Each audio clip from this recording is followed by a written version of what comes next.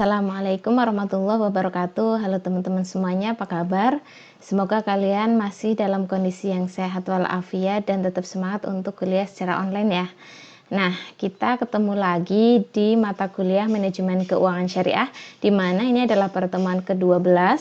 Kita akan bahas materi tentang asuransi syariah. Nah, kira-kira asuransi syariah itu seperti apa materinya? Kita langsung masuk ke slide berikutnya. Materi pertama yang akan kita bahas di topik tentang asuransi syariah adalah tentang definisi dan prinsip utama yang ada di asuransi syariah. Menurut Fatwa Dewan Syariah Nasional, asuransi syariah itu bisa didefinisikan sebagai suatu usaha saling melindungi dan tolong-menolong di antara sejumlah orang atau pihak melalui suatu investasi dalam bentuk aset atau tabaru yang memberikan pola pengembalian untuk menghadapi risiko tertentu melalui akad yang sesuai dengan syariah. Sebenarnya pada intinya kegiatan asuransi syariah itu ya hampir sama dengan kegiatan asuransi yang ada di konvensional, yakni adalah melindungi seseorang, hak seseorang karena kita memiliki suatu resiko tertentu di masa depan. Itu yaitu definisi dari asuransi syariah. Nanti kita akan belajar tentang apa bedanya asuransi syariah dan asuransi konvensional yang di semester ini kita juga mempelajarinya ya. Kita menghitung bagaimana asuransi konvensional itu seperti apa di mata kuliah pengantar matematika aktuaria.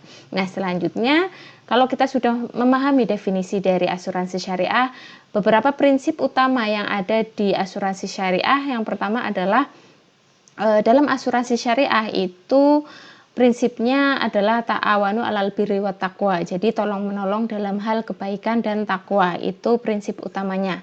Nah, dari prinsip ini maka menjadikan para peserta asuransi ini sebagai sebuah keluarga besar yang akan membantu satu sama lainnya gitu, yang akan menjamin dan menanggung resiko bersama. Itu prinsip utama dalam asuransi syariah.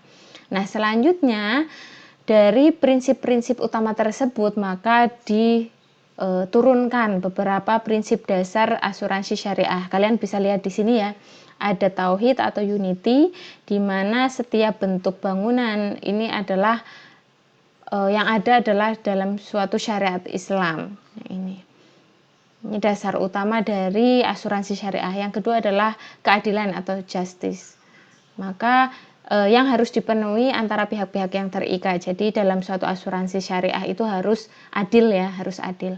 Kemudian ada prinsip tolong-menolong atau ta'awun antar anggotanya, di mana niat dan motivasi sejak awal dari peserta asuransi tersebut itu ingin membantu dan meringankan beban temannya. Itu ya, itu prinsip dasar dari asuransi syariah. Nah, selanjutnya ada lagi kerjasama, kemudian ada amanah, ada kerelaan, ada larangan adanya riba, yakni di mana riba itu adalah mengayakan diri atau memperkaya diri dengan cara yang tidak benar. Biasanya dalam riba itu kenapa disebut riba? Karena antar dua belah pihak itu salah satunya itu dirugikan. Itu kenapa riba itu tidak boleh. Nah, selanjutnya ada larangan maisir atau judi. Tidak boleh ada perjudian di kegiatan asuransi syariah ini. Kemudian yang ketiga, larangan adanya horor atau ketidakpastian, yaitu adanya penipuan atau menutupi informasi sehingga menimbulkan kerugian dari satu belah pihak. Itu definisi dan beberapa prinsip dasar yang ada di asuransi syariah. Nah, selanjutnya ini kalian bisa baca sendiri perbandingan atau perbedaan antara asuransi syariah dan asuransi konvensional ini ya. Ini ada dari Dewan Pengawasnya. Kalau asuransi syariah itu ada yang namanya Dewan Pengawas Syariah, sedangkan asuransi konvensional itu tidak ada Dewan Pengawasnya. Yang kedua, di dalam hal akad, kalau di asuransi syariah itu menggunakan akad tabaru dan akad tijaroh. Ada mudharabah, wakalah, wadiah, syirkah, dan sebagainya. Istilah-istilah ini silakan kalian pelajari ya kalau misalkan belum mudeng. Kemudian kalau di asuransi konvensional, akad yang digunakan adalah investasi berdasarkan bunga. Kemudian di sini yang ketiga adalah kepemilikan dana yang terkumpul atau premi. Kalau di asuransi syariah itu premi itu menjadi hak dari pesertanya. Sedangkan perusahaan asuransi itu hanya memegang amanah untuk mengelolanya gitu. Jadi premi itu 100% untuk si peserta asuransi, sedangkan perusahaan asuransi itu dianggap sebagai pengelola. Biasanya dari uang premi itu perusahaan asuransi itu mendapatkan uang itu dengan menginvestasikan premi yang dikumpul dari peserta asuransi. Itu kalau di asuransi syariah. Kemudian di asuransi konvensional itu premi peserta asuransi itu adalah milik perusahaan asuransi, sehingga si perusahaan asuransi tersebut bebas menentukan investasinya mau bentuknya seperti apa. Kemudian untuk yang keempat, dana pembayaran klaim. Nah, kalau di asuransi syariah ada nanti yang namanya rekening tabaru. Jadi rekeningnya itu dibagi-bagi. Nanti kita bahas lebih lanjut ya. Nah, selanjutnya kalau di asuransi konvensional itu rekeningnya itu rekening perusahaan. Nah, selanjutnya kalau di hal keuntungan dalam asuransi syariah itu menggunakan sistem bagi hasil atau mudharabah. Tapi kalau di asuransi konvensional keuntungannya itu pasti ya milik perusahaan dengan ketentuan-ketentuan yang sudah disepakati bersama. Gitu ya. Nah, selanjutnya kalau di hal tentang jaminan resiko atau resikonya di asuransi syariah itu menggunakan prinsip sharing of risk. Jadi kalau misalkan ada resiko yang terjadi itu resiko yang diperoleh itu saling menanggung antara peserta asuransi dan si perusahaan asuransinya. Jadi atau ini ya di mana terjadi proses saling menanggung antara satu peserta dengan peserta yang lain ini di asuransi syariah. Nah, sedangkan di perusahaan asuransi konvensional itu adalah transfer of risk di mana semua resiko dari peserta asuransi itu ditanggung oleh perusahaan asuransi. Itu ya. Nah, selanjutnya ada di hal di loading atau komisi agen di asuransi syariah itu diambil dari dana pemegang saham atau dari sekitar 20-30% dari premi tahun pertama sehingga nilai tunai tahun pertama itu sudah terbentuk. Sedangkan untuk di asuransi konvensional nilainya cukup besar terutama untuk komisi agen atau bagian marketing ya. Nah, ini yang bisa menyerap premi tahun pertama dan kedua sehingga nilai tunai pada tahun pertama dan kedua biasanya belum ada. Itu untuk komisi agen. Selanjutnya untuk yang sumber pembayaran klaim, kalau di asuransi syariah klaim yang akan diberikan ke peserta asuransi itu berasal dari rekening tabaru, yakni peserta saling menanggung sehingga menanggung bersama resiko. Jadi ada rekening dari peserta asuransi itu isinya premi dari peserta asuransi yang dinamakan dengan rekening tabaru gitu.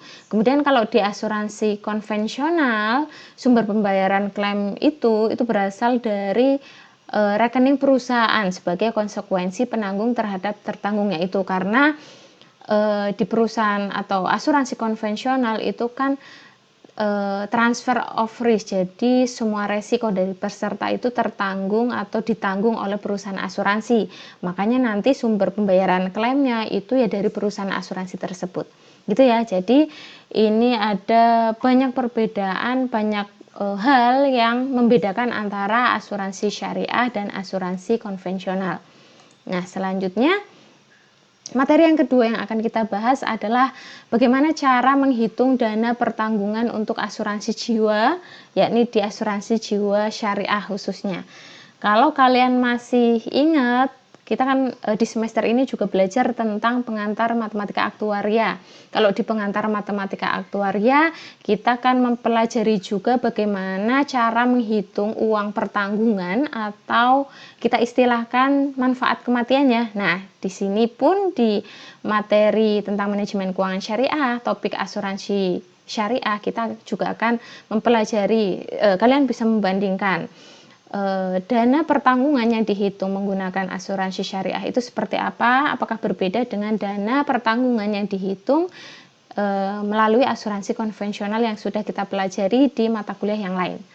Nah, kalau kalian perhatikan di sini, asuransi syariah itu merupakan lembaga keuangan syariah non-bank yang berfungsi untuk memperoleh keuntungan dari hasil investasi dana yang dikumpulkan dari peserta asuransi. Nah, pihak dalam pembagian bagi hasil itu terdiri dari, nah ini, pihak yang akan memperoleh bagi hasil dari premi yang dibayarkan oleh peserta asuransi ada dua, yakni pertama adalah perusahaan asuransi, otomatis ya, karena mereka lah yang mengelola dana dari peserta. Yang kedua ya peserta asuransi itu sendiri. Nah, perusahaan asuransi itu biasanya diistilahkan dengan mudhorib, kemudian yang peserta asuransi, kalau di asuransi syariah itu diistilahkan dengan sohibul mal. Nah ini, di mana peserta asuransi itu akan memperoleh manfaat jasa perlindungan, penjaminan, dan bagi hasil dari perusahaan asuransi. Nah ini. Nah kemudian tahapannya, prosesnya seperti apa? Nah ini, kalau misalkan peserta asuransi tersebut membayarkan premi ke perusahaan asuransi, khususnya asuransi syariah, itu maka premi yang dibayarkan oleh oleh peserta asuransi, itu nanti akan dimasukkan ke rekening tabungan, di mana ada beberapa rekening di sini. Yang pertama ada administrasi perusahaan, otomatis ya, karena kita membayar atau kita memberikan jasa ke pengelola dananya, yakni bank atau asuransi syariahnya. Kemudian ada yang namanya rekening tabungan pribadi peserta takaful. Kemudian ada rekening tabungan khusus atau tabaru. Jadi ada tiga pembagian yang dari premi yang dibayarkan oleh peserta asuransi. Yang pertama adalah administrasi perusahaan, nanti dibagi berapa persennya, kemudian yang masuk ke rekening tabungan pribadi pesertanya berapa persen, kemudian yang masuk lagi ke rekening tabungan khusus atau tabaru itu juga berapa persen, gitu ya. Dimana rekening tabaru itu disediakan untuk pembayaran klaim nanti. Jadi kalau misalkan sudah waktunya membayar klaim, maka perusahaan asuransi itu akan memberikan dana klaimnya itu dari tabungan tabaru itu yang terkumpul dari premi yang dibayarkan si peserta asuransi, gitu ya. Nah itu dalam asuransi syariah. Nah selanjutnya ini ada contoh. Ini ada orang yang mengikuti asuransi syariah dan mengambil waktu pertanggungan sebanyak 10 tahun dengan premi yang harus dibayarkan itu sebesar 1 juta per tahunnya. Jadi kalau dilihat ini adalah asuransi berjangka ya, kalau di asuransi konvensional dengan premi yang harus dibayarkan itu 1 juta per tahunnya. Jadi karena dia mengikuti 10 tahun, waktu pertanggungannya berarti dia membayarkan 10 juta untuk preminya. Nah, dari premi yang dibayarkan ini, itu sebanyak 2% itu masuk ke rekening khusus atau rekening tabaru. Jadi 2% dari 1 juta itu berarti 20.000 ya, itu masuk ke rekening tabaru yang nantinya akan digunakan perusahaan asuransi untuk membayarkan klaim ke peserta asuransinya. Nah, kemudian 98%-nya itu atau senilai 980 itu nanti masuk ke rekening pesertanya. Nah, selanjutnya sedangkan dana administrasi, nanti kan akan ada dana administrasi ya untuk perusahaan asuransinya itu akan diambil dari hasil investasinya, di mana prosentasenya itu bergantung pada jumlahnya peserta. Semakin banyak peserta, maka akan semakin kecil prosentase dari hasil investasi tersebut. Nah, nantinya dalam waktu 10 tahun itu kan akan terkumpul sekitar 9,8 juta di rekening peserta. Ya enggak, karena 980 itu per tahunnya, karena dia mengikuti 10 tahun maka akan mendapatkan 9,8 juta di rekeningnya. Nah, selanjutnya seluruh dana dari peserta asuransi takaful itu nantinya akan diinvestasikan oleh perusahaan asuransi dengan menggunakan akad mudharabah atau bagi hasil, di mana misalkan dalam akad ini, dalam investasi ini, pembagian keuntungannya itu ditentukan berdasarkan rasio, misalkan 70%-nya itu untuk peserta asuransi, kemudian 30%-nya itu nanti untuk perusahaan asuransinya, gitu ya. Nah, realisasi pembayaran yang dilakukan apabila masa pertanggungan berakhir, peserta mengundurkan diri. Oh ya, nah ini pembayaran uang pertanggungan itu bisa dilakukan jika kasus yang pertama itu masa pertanggungannya berakhir. Itu jadi 10 tahun itu sudah selesai. Nanti uang pertanggungannya itu akan dikasihkan ke peserta asuransi. Atau kondisi yang kedua, misalkan pesertanya itu mengundurkan diri. Nanti uang pertanggungannya juga akan diberikan ke peserta asuransi. Atau misalkan si peserta tersebut meninggal dunia selama masa pertanggungan. Itu juga nanti diberikan uang pertanggungan sesuai dengan metode perhitungannya. Nanti kita bahas di topik selanjutnya. Nah ini perhitungan uang pertanggungan itu bisa dilakukan seperti ini. Nah ini, dengan kasus di contoh yang pertama itu jika kondisinya peserta asuransinya tersebut meninggal sebelum masa pertanggungan berakhir, misalkan si peserta tersebut meninggal di tahun yang kelima, maka beberapa ini ada rincian uang pertanggungan yang akan diterima oleh peserta asuransinya. Itu yang pertama adalah rekening peserta selama 5 tahun. Tadi kan 98% itu uang preminya itu masuk ke rekening peserta ya, yakni senilai 980. Nah, karena dia mengikuti asuransi selama 5 tahun, maka dia akan mendapatkan 5 tahun dikalikan dengan rekening uang dalam rekening peserta itu senilai 980 per tahunnya. Ada 4,9 juta. Kemudian misalkan dalam investasinya bagi hasil yang akan diperoleh oleh si peserta tersebut selama 5 tahun itu misalkan dapatnya 400.000, maka akan mendapatkan bagi hasilnya. Nah, selanjutnya ada sisa premi yang belum dibayarkan yang diambil dari dana tabaru, yakni sebesar 5 tahun. Nah, ini 5 tahun premi yang waktu yang ini sudah selesai, waktu yang belum ada gitu. Jadi 5 tahun selebihnya ini kan meninggal pada tahun kelima ya. Jadi 5 tahun selebihnya itu merupakan sisa preminya yang sudah dia bayarkan. Oh ya, dalam hal ini, premi yang dibayarkan oleh peserta itu adalah premi yang sekali bayar. Jadi, ketika si peserta tersebut mengikuti asuransi, misalkan ini ya selama 10 tahun jangkanya dengan preminya itu yang harus dibayarkan adalah 1 juta per tahunnya, maka peserta asuransi tersebut langsung bayar 10 juta di awal. Itu ya, makanya di perhitungan uang pertanggungan yang akan diperoleh peserta asuransi tersebut ada poin sisa premi yang belum dibayarkan ke si peserta tersebut, yakni 5 kali 1 juta, yakni 5 juta. Jadi ketika kasusnya peserta tersebut meninggal di tahun yang kelima, maka ini adalah rincian uang pertanggungan yang akan diperoleh si peserta asuransi tersebut atau si ahli warisnya ya, karena pesertanya kan meninggal, si ahli warisnya. Jadi 4,9 juta ditambah 400.000 yang merupakan ini dianggap sebagai bagi hasilnya ya, selama 5 tahun itu 400.000 ditambahkan dengan sisa preminya sebesar 5 juta. Jadi kira-kira nanti ahli warisnya itu akan mendapatkan 3 juta, 10,3 juta dari keikutsertaan si peserta asuransi tersebut. Nah, selanjutnya jika peserta mengundurkan diri, maka misalkan di tahun yang kelima, jadi kalau kondisinya misalkan si peserta tersebut mengundurkan diri, maka yang akan dia dapatkan uang pertanggungan itu dengan rincian ini. Yang pertama, rekening peserta seperti biasa itu 5 tahun, jadi 4,9 juta ditambahkan dengan bagi hasil yang akan dia peroleh selama 5 tahun, yakni 400.000. Jadi hanya mendapatkan 5,3 juta.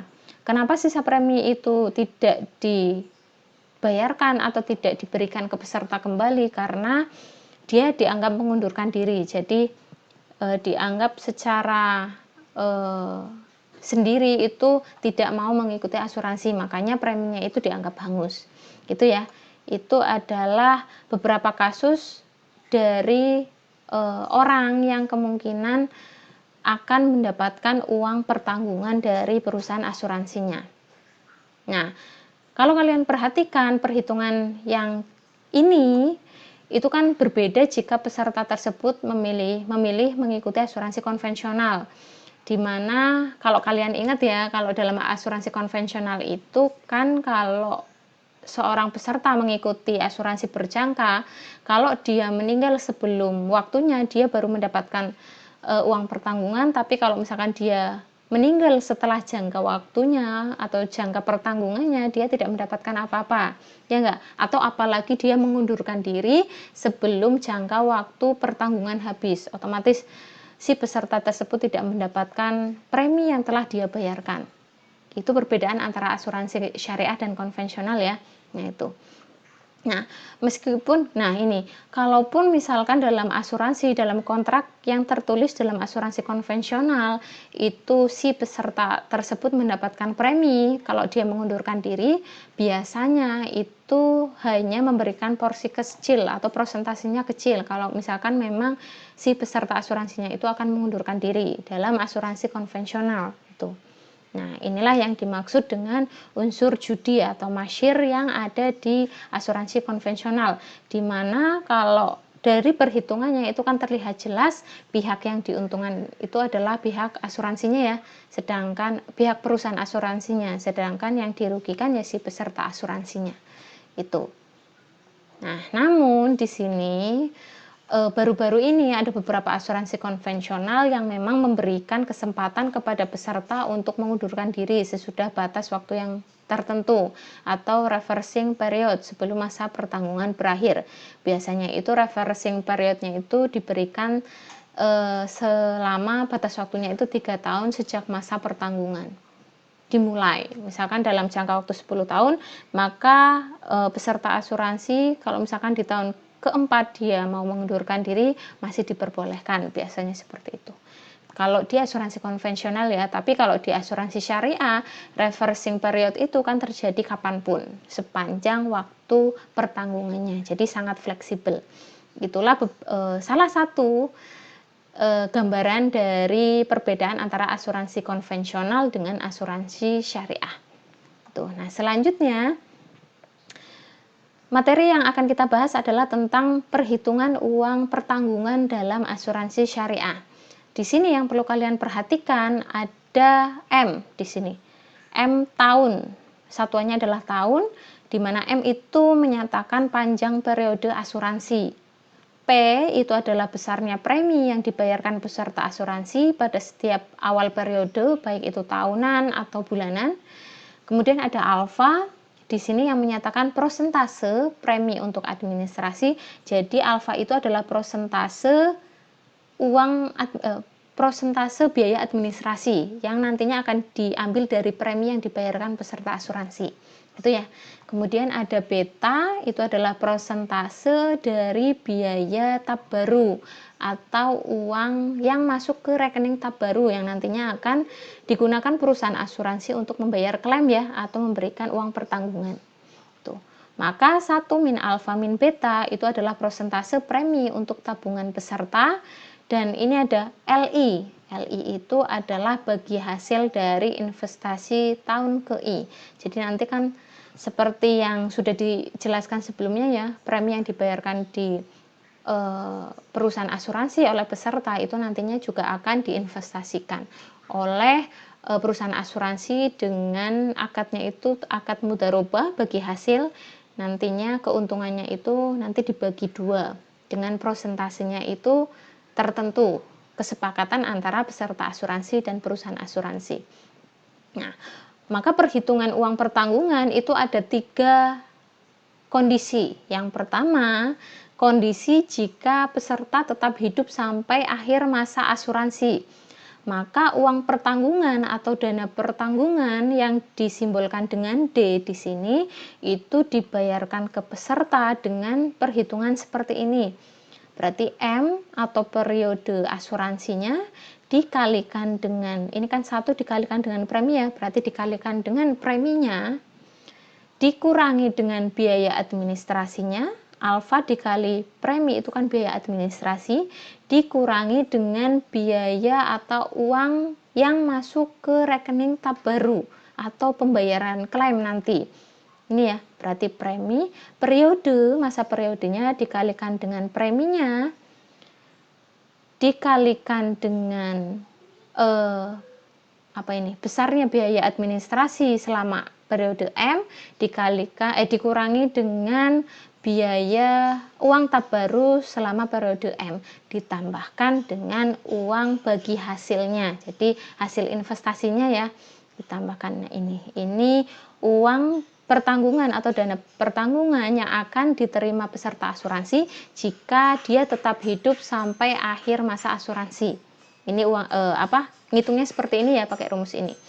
Nah, selanjutnya kasus yang kedua, jika peserta meninggal pada tahun ke-K, berarti K-nya kurang dari M ya, karena periodenya kan M yang paling panjang.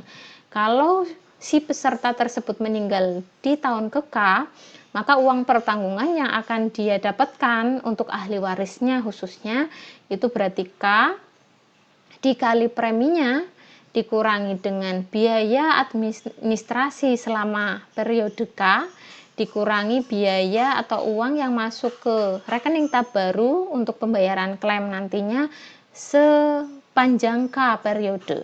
Ditambahkan dengan bagi hasilnya, bagi hasilnya selama dia mengikuti ya. Ditambahkan dengan M-K kali P, ini adalah sisa preminya yang sudah saya jelaskan sebelumnya. Kalau dia itu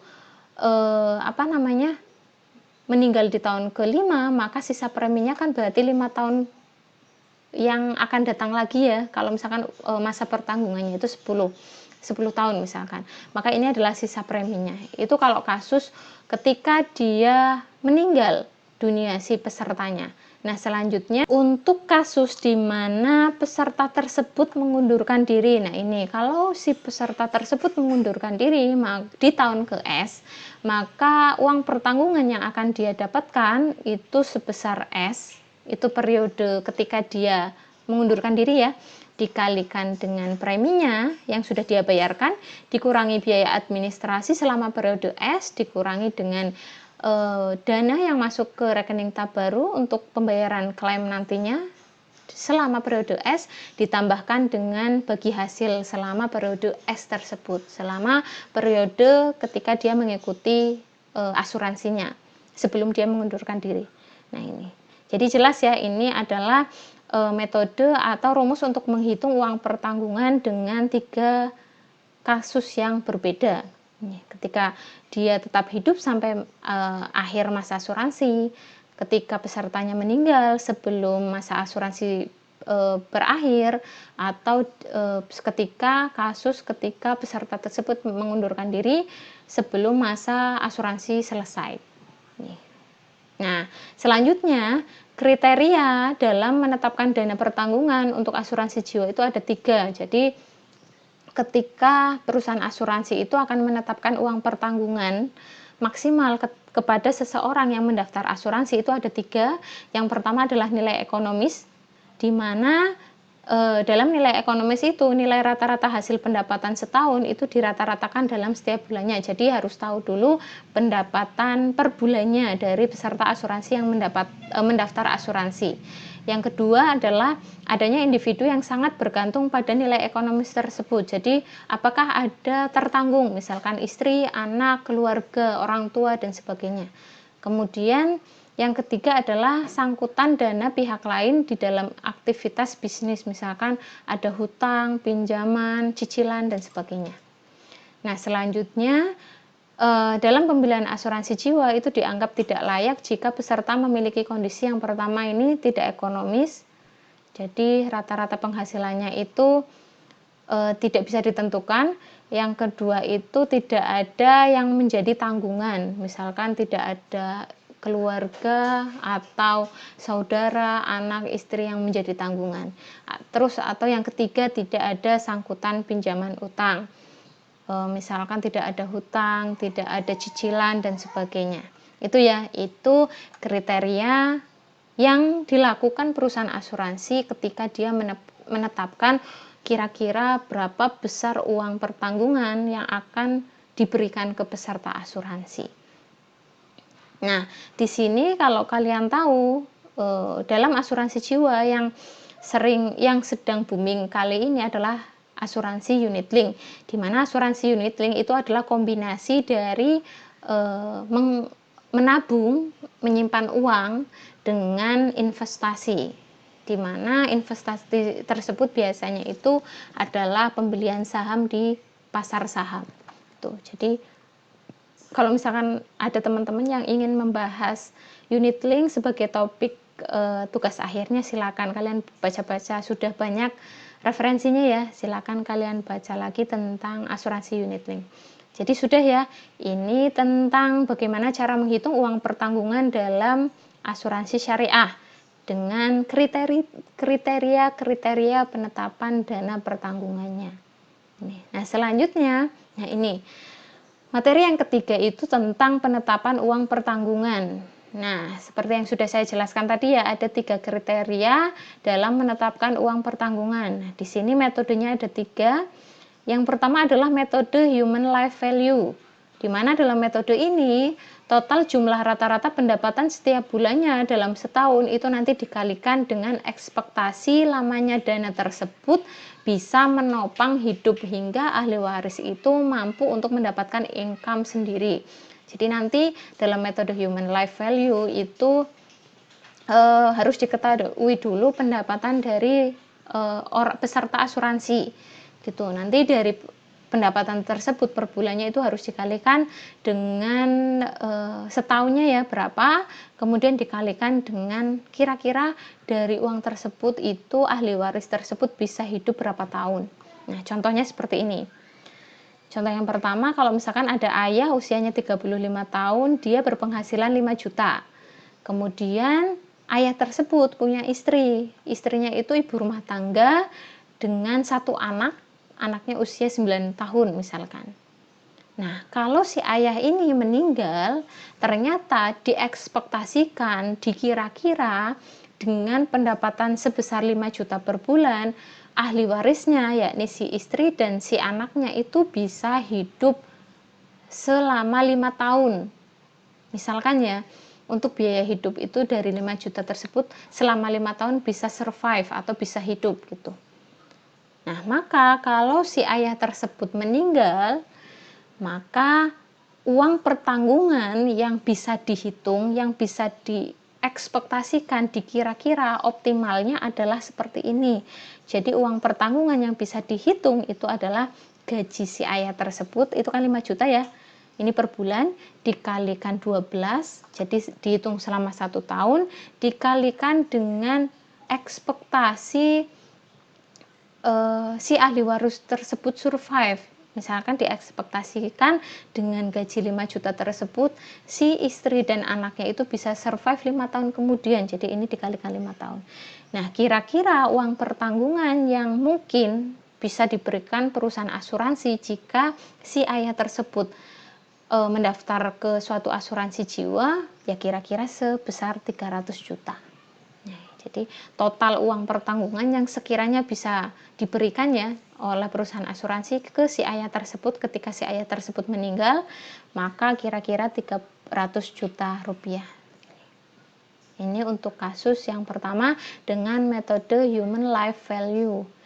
Nah, metode yang kedua itu adalah metode income based value. Di mana dalam metode ini jumlah total rata-rata pendapatan setiap bulan dalam setahun itu nantinya dibagi dengan faktor pertumbuhan dana. Karena dana tersebut wajib disimpan dalam lembaga investasi selain bank.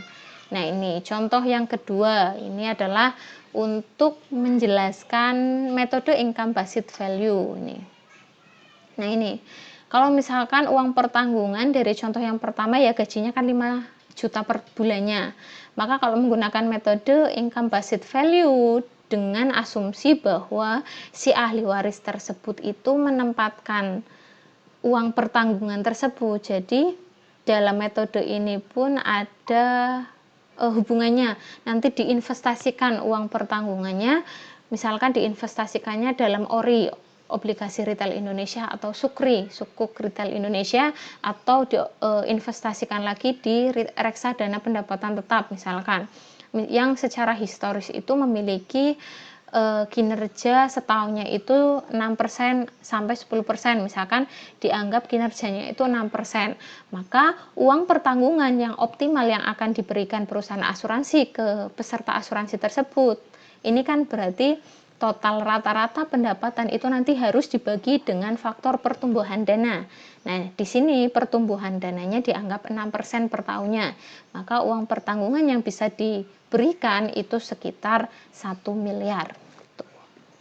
Di mana 1 miliar ini kan kalau dipecah itu nanti akan menghasilkan uang atau dana sebesar 5 juta setiap bulannya, yang merupakan dana yang bisa memberikan survive, yang menjadikan si ahli waris tersebut, dari si ayah tersebut ya, istri dan anaknya itu survive 5 tahun kemudian. Nah, ini untuk contoh yang kedua. Untuk metode yang kedua yaitu income based value. Nah, metode yang ketiga itu adalah metode financial needs based value, di mana dalam metode ini itu digunakan secara lebih spesifik untuk memproteksi kebutuhan finansial di masa yang mendatang. Contohnya itu lebih ke asuransi pendidikan, dana pendidikan. Itu kan biasanya diasuransikan ya. Misalkan saya punya anak 1 tahun, saya mulai sekarang menabung di asuransi pendidikan untuk memproteksi biaya pendidikan ketika anak saya sekolah gitu.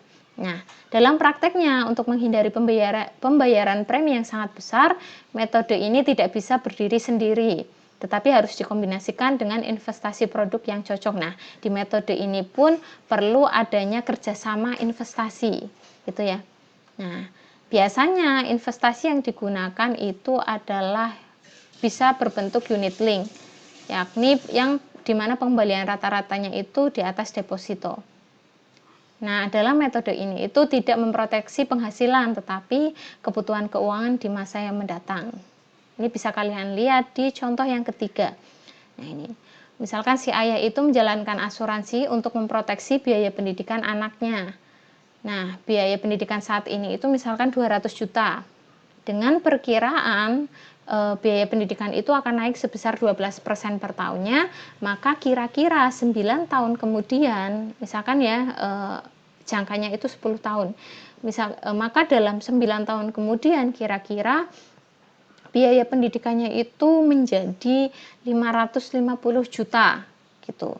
Maka uang pertanggungan yang mungkin akan disiapkan perusahaan asuransi ketika si ayah tersebut mengikuti asuransi dengan metode ini untuk proteksi pendidikan ya, maka harus disiapkan uang pertanggungan sebesar 550 juta. Ini jadi tinggal dikalikan aja. Kalau misalkan biaya pendidikan tahun ini adalah 200 juta, setiap tahunnya biaya pendidikan itu akan naik 12%, kira-kira 9 tahun kemudian ternyata naik menjadi 550 juta. Ya, maka itu menjadi patokan sebagai kira-kira uang pertanggungan yang akan diberikan ke peserta asuransi ketika dia mengikuti asuransi, yang lebih khususnya adalah ke asuransi pendidikan, ya senilai 550 juta. Nah, ini perhitungan metode uang pertanggungan dengan metode yang ketiga, yakni financial needs based value. Ini ya, berarti ada 3 metode dalam menghitung uang pertanggungan. Nah, selanjutnya ini ada soal latihan. Ini ada satu soal saja. Seorang ayah mendaftarkan diri di perusahaan asuransi jiwa TFL, perlindungannya jangkanya 10 tahun dengan ya ini ya, hampir sama ya, 98% itu dana preminya itu masuk ke dana tabaru, kemudian 2%-nya itu dana rekeningnya 98% itu masuk ke rekening peserta, 2%-nya itu masuk ke dana tabaru. Penghasilannya diperoleh 10 juta dengan biaya hidup selama 1 bulan 6 juta. Nah, ini silakan coba dikerjakan dengan anggota kelompoknya masing-masing. Nih, ada 5 ya harusnya ya, DE 5 soal yang perlu kalian diskusikan. Kalau misalkan ada pertanyaan, silakan kalian tanyakan di WhatsApp group seperti biasa. Nah, untuk pertemuan kali ini topik tentang asuransi jiwa saya cukupkan. Semoga materi yang saya jelaskan ini bermanfaat untuk kalian, khususnya yang ingin mengetahui perbedaan antara asuransi syariah dan asuransi konvensional yang memang keduanya itu sedang kita pelajari di semester ini. Itu ya. Semoga bermanfaat untuk kalian semua. Saya akhiri, wassalamualaikum warahmatullahi wabarakatuh.